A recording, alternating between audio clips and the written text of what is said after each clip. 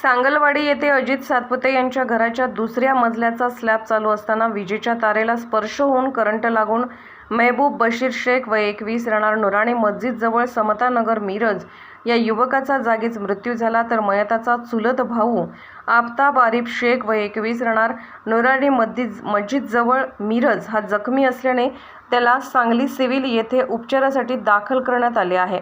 Sangli police अधिक तपास करत आहेत।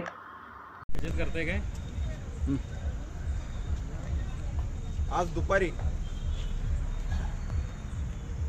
दुपारी बांधकाम कामगार कर्मचारी त्या कर्मचारी सेंटरिंग काम असून त्या कर्मचाऱ्याचा शॉक लागून मृत्यू झाला आहे।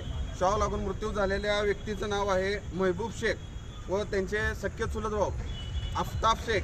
ह्या दोघांचं त्यातला एकटा जखमी आहे आणि एकटा मृत्यू पावलेला आहे।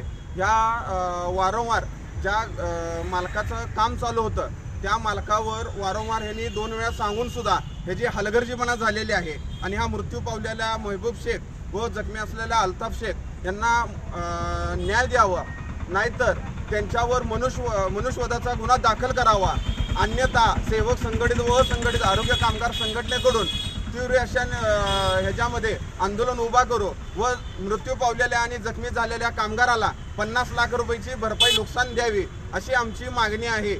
आणि ह्या पालकमंत्र्यांनी ह्याची दखल घ्यावी। असे वारंवार शॉक लागून मृत्यू होणारे कर्मचारी आणि कामावर जाऊन कर्मचारी काम असा मृत्यू पावत आहात, ह्याच्यावर कुठलंही लक्ष नाही। आणि जर होत असेल अनेक दिवसापासून तर सेवक कामगार संघटना शांत बसणार नाही। ह्याच्यासाठी जनसमूह गोळा करून मोठ्या प्रमाणात आंदोलन उभा करू असा आम्ही सेवक संघटनेकडून इशारा देत आहे। दिवसभरातील घडामोडींचा आढावा घेण्यासाठी पाहत रहा N24 मराठी न्यूज चॅनल।